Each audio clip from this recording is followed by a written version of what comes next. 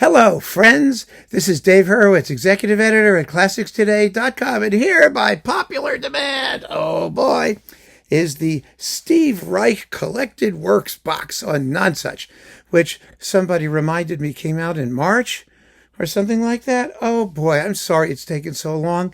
I just couldn't rush it. There's some things where you really need to sort of take your time. I've heard all of these discs when they came out. I got them bit by bit by bit on Nonsuch. It's a tremendous achievement, really, their dedication to the works of this really, really great composer, one of the great composers of the 20th century, one of the great American composers of all time, quite frankly. Such an interesting character. When the minimalist movement got going, and I wasn't even conscious of it until probably the late 1970s, when it had long been a thing. I mean, it began in the 60s when I was just a little tyke. And it was widely seen as a sort of reaction against the academic avant-garde, as something that was new agey, as something that combined sort of pop music aesthetic with a higher end classical audience.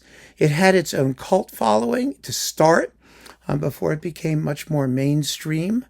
And the two great avatars of the movement were Philip Glass and Steve Reich. There was also Terry Riley, of course, and later John Adams and some other composers, who were also splendid composers. But the two iconic composers were Reich and Glass. And they're very different composers. It's very interesting. If you do composer pairs, which we like to do, you've got like Bach and Handel, and Mozart and Haydn, and Debussy and Ravel, and Mahler and Strauss.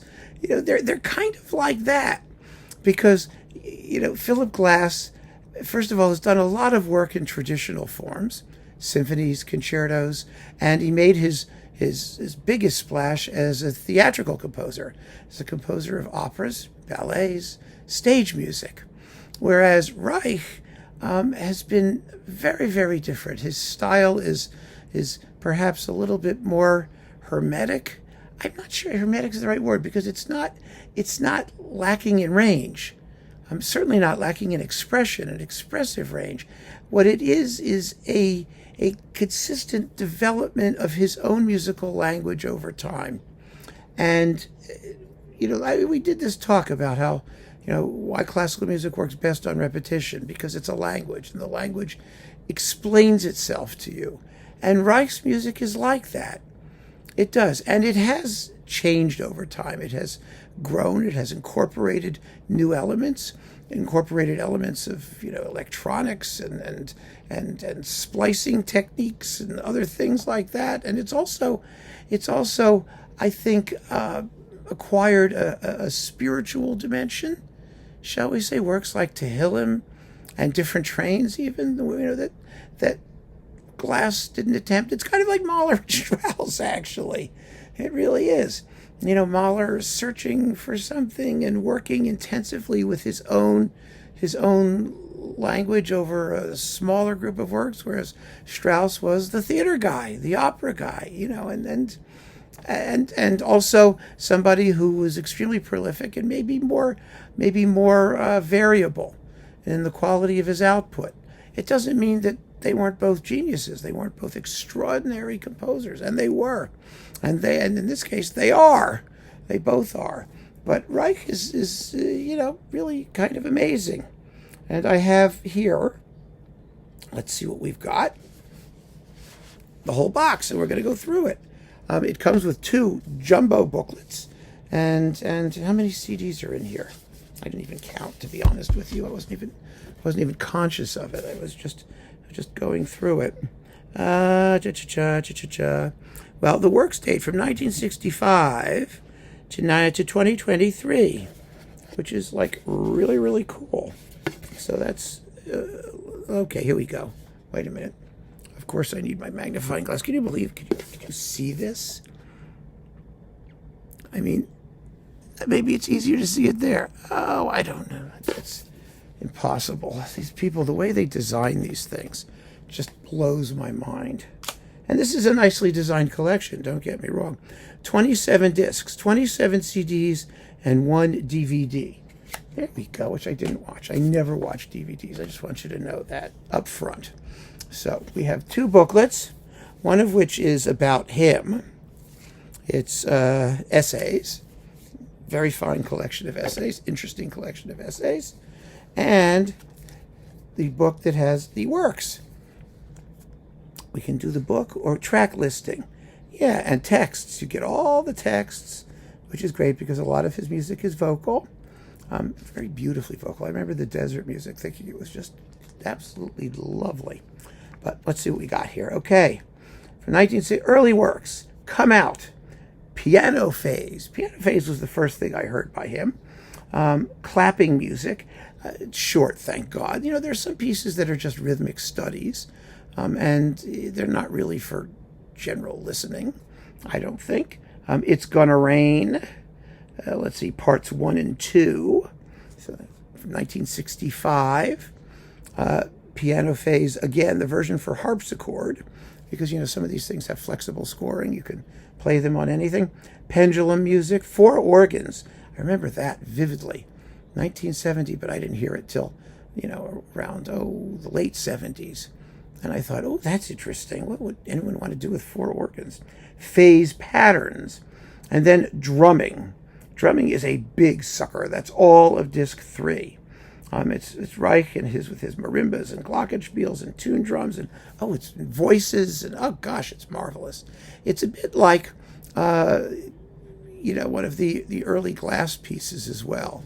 You know, music in 12 parts or that sort of stuff. You know, they were very abstract studies in simple harmonies and persistent rhythms, and people either loved them or hated them. People thought that they were just Nadia Boulanger's harmony exercises stretched out to unconscionable lengths.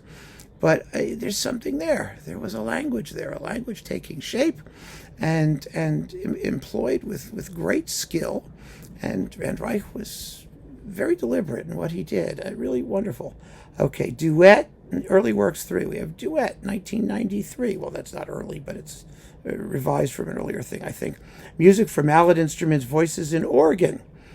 6 pianos, variations for wind strings and keyboards, and Vermont Counterpoint from 1982 with Ransom Wilson flute, piccolo, and alto flute. I remember I talked to Ransom Wilson about doing this piece at one point. He was at Manhattan School at the time. Really, some really amazing works. I'm just talking about these things very generally because I can't go into detail in the time that we have. But disc number 5, we've got 30 of these things, remember, 29 or something.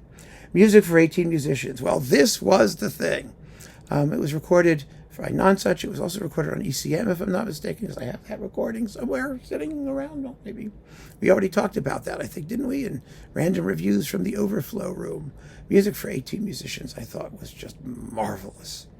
I really did. It was such a fresh and exciting exploration of a new musical language. Oh my goodness, 1974 to 1976. He worked on it for a couple of years. You can do it. You usually need, I think, more than 18 musicians.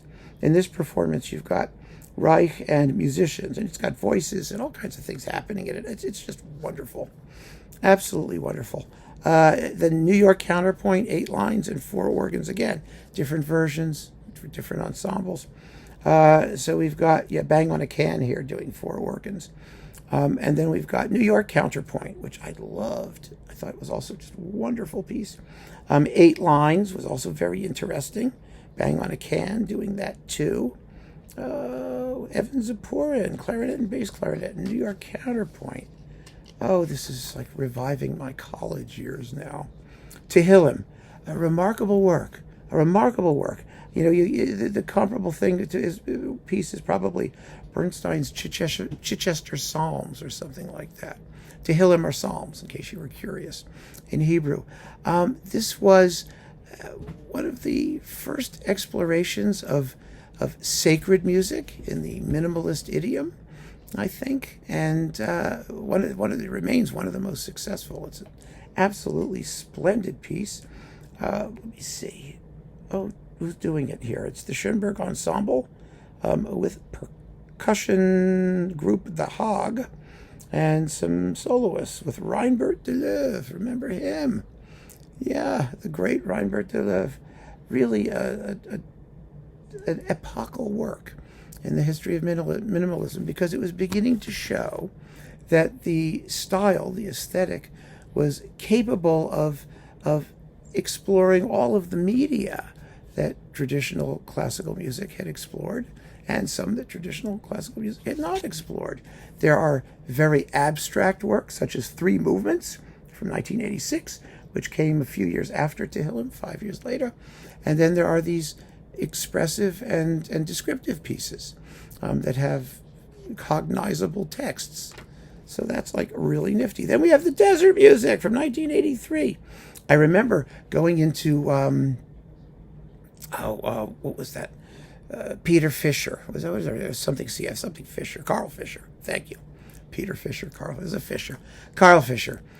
Music back when it existed, next to the Village Voice building and downtown Manhattan and Greenwich Village. It was Carl Fisher music, and they had scores. There were a bunch of score stores back in New York. There was Padelson's. There was, places that you could go and get things. Now you basically are limited, I think, to the Juilliard bookstore. If you want to get a score of something that's like regularly available, you could order things online. But if you want to like browse, which is always fun to do. But I went down to Carl Fisher, and the desert music had just been published. It was Boozy and Hawks, if I'm not mistaken. Is that what it says here? I'm not sure what it says. Let's see. Does it say who the publisher is? No, it doesn't. But this is Michael Tilson Thomas conducting the thing, and it is an extraordinary work. It's poetry by William Carlos Williams, who I always enjoyed, and it's a big, exciting song/tone poem-y thing. Another really epic piece, and beautifully realized. Then we have the sextet and six marimbas, which are more, again, abstract pieces after the extravaganza that was the desert music. Different Trains and Electric Counterpoint. Electric Counterpoint with Pat Metheny, electric guitar and bass guitar. Yeah! Really cool. And Different Trains. America before the war, Europe during the war, and then after the war. This is an extraordinary work. It really is. From 1988, the trains are, a train bound for Auschwitz, a train that has, African American people working, doing the work, engineers and conductors and things like that, and then after the war, it's a social commentary kind of piece, and really moving, and it uses clips of people actually talking, if they're all aboard their train calls mixed in with the actual music, and it's so sensitively done, so well integrated, and so moving. It's just phenomenal. Then we have the 4 sections instead of the 4 seasons. A wonderful abstract work. You've got strings with winds and brass, percussion, winds and brass with strings, and then full orchestra. That's Michael Tilson Thomas with the London Symphony, and music for mallet instruments, voices, and organ in a different version. The 4 sections is oodles of fun from 1987. These are major pieces. And I hope it explains a little bit why I took so much time going through this set, because I really wanted to savor these things and hear them all over again. I'm not going to get into the relative strengths and weaknesses of each work, because this is a really major and significant body of work, period. Then there's The Cave. Ooh, The Cave. It's a video thing, and oh gosh, it's got all kinds of stuff happening. It's like an opera thing here, and I never got into The Cave. I didn't. I'm sorry. I still haven't. It's discs 12 and 13, and it's with text from the Bible and all kinds of things going on, and it's Paul Hillier is conducting, and I still have to work on it. Hasn't hit me yet. Sorry, just hasn't hit me yet. But it's another one of his liturgical pieces or sacred pieces in general, and maybe someday I'll get around to it. I just hasn't struck me yet.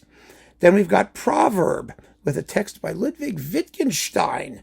Well, there you go. And Nagoya Marimbas and City Life. City Life, which is another powerful sort of social commentary kind of thing. The Triple Quartet, Electric Guitar Phase, Music for a Large Ensemble of 1978, which is only 15 minutes long, but it's pretty substantial and really wonderful. Then we've got Tokyo and Vermont Counterpoint, which is arranged from Vermont Counterpoint in Tokyo. Because a lot of these pieces are amenable to those kinds of adjustments with the composer's consent. Then we've got Three Tales from 2002. It's got music and video. Part 1 is Hindenburg. Part 2 is Bikini. That is Bikini Atoll, where the bomb was tested. And part 3 is Dolly, as in the sheep cloning. It's another social commentary piece. And I have to say, when Reich does these social commentary pieces, these pieces that are about contemporary life or contemporary issues, he does them with, I think, great imagination and sensitivity. I don't feel like I'm being clobbered over the head by the message, if you know what I mean. I think he's asking the question. He's allowing us to take in the questions and come up with our own answers. Disc 17, let's see, Three Tales. There we go. Oh, this is a different version of that. It's the DVD, which I didn't watch and don't want to watch. I don't know why. I'm not a visual person. I have trouble with opera DVDs too. I really do. I find them so uninteresting. Most of them. I mean, the productions are usually awful. And this, of course, presumably has his imprimatur, and maybe one of these years I'll get around to it, but I just can't right now. You are variations. You are wherever your thoughts are. I place the eternal before me, which is in Hebrew here. Shviti Hashem lenegdi. Explanations come to an end somewhere, and then say little and do much. Emor mahat v'haseh harbe. Yeah, sure. That's it. Yeah, arba is much. Okay. Then Cello Counterpoint from 2003. You Are Variations is also a very fine piece, I think. It's choral. It's got the Los Angeles Master Chorale and flutes and oboes and clarinets and pianos and vibraphones and all kinds of other goodies. The Daniel Variations, as in the Book of, but not just one Daniel. It's I Saw a Dream, and then My Name is Daniel Pearl. This was, remember, he was murdered, the reporter, Daniel Pearl. Let the dream fall back on the dreaded. I sure hope Gabriel likes my music when the day is done. There you go. So that's the Daniel Variations for vibraphones, pianos, and strings. I love that piece, by the way. I like the abstract pieces. I really do, because I just, I like patterns. And so I enjoy listening to them. But, the vocal stuff has a great deal of power. And, it just seems, if I have to compare, for example, the Daniel Variations to, Klinghoffer by Adams, which I just thought was vile. There's just a greater, I think, universality. And hello, Finster. And could you give me a break here? Thank you, dear. Sorry, I got the box here. If she tried to jump up, we would have a calamity. Thank you. You can come back later, okay? There we go. The Double Sextet, and then 2x5 on disc 20. I really I love these instrumental pieces. I really do. Let's see. World Trade Center 9/11. Mallet Quartet and Dance Patterns. Oh, this is so much better. So much. This is the Kronos Quartet. So much better than that on the Transmigration of Souls, that horrible Pulitzer Prize winning 9/11 thing. I know composers, felt obliged to jump on the 9/11 bandwagon and write pieces about it. I wish they hadn't. They can do it in 100 years, but right now, no, it's tasteless. But this is not a bad piece. The Mallet Quartet. Well, that's oodles of fun. And Dance Patterns, that's, just a brief jeu d'esprit. Radio rewrite. Okay, radio rewrite consists of electric counterpoint and piano counterpoint. And radio rewrite, the work itself. So there you go, the Pulse and Quartet. So Pulse is from 2015. You know, a lot of his works begin with pulses. Pulse is just a rhythmic drumming of a certain tempo on a mallet instrument, usually, which is just going chugga chugga chugga chugga chugga chugga chugga, and then the music starts to happen on top of it. And I remember looking at the Desert music score and seeing, it was a line that said Pulse, if I'm not mistaken. And I'm looking at this thing going like, what's that? It's like going through the whole thing, but oh yeah. It did, and it does. Quartet from 2013 with the Colin Curry Percussion Group. It's vibraphones and pianos. Runner and music for ensemble and orchestra. See, Runner is one of these rhythmic studies. It's about, the movements are sixteenths, eighths, quarters, eighths, and sixteenths. It's in a Bartokian arch form. And music for ensemble and orchestra also has, movements called sixteenths, eighths, quarters, eighths, and sixteenths. They're talking about the basic division of rhythm. And that's with the Los Angeles Philharmonic. Both of these are with the Los Angeles Philharmonic. Jacob's Ladder from 2023, another one of his sacred works based on biblical texts. By and large, it's about Jacob's dream. And Traveler's Prayer, which is equally lovely, actually. Then there's another recording of music for 18 musicians. So you can have two of them and compare them if you feel so inclined. And that's the set. Now, should you get this? Here's the question. If you own all of the individual non-such releases, then obviously you don't need it. You don't. If you don't own the individual non-such releases, then the answer is yes, you should. And you should get it while you can. I hope I'm not too late now in even doing this review, because you never know these days how long something's going to stick around, especially when it involves contemporary music. And I wish I could describe this to you in more detail. I mean, perhaps we'll go back and explore certain individual works for this, time permitting, so that we can talk about them in greater detail. In the meantime, let's just say that this is really an amazing achievement and a wonderful set, and something that, if you care about contemporary music, and if you care about expressive contemporary music, music that has point and purpose, and that is equally successful, whether it's dealing in abstraction or whether it's texted, there's a voice here, a powerful, compelling, beautiful, and very, very affecting voice. And it's a joy to listen to it and recommend it to you now. So keep on listening, friends. Thanks for joining me. Take care.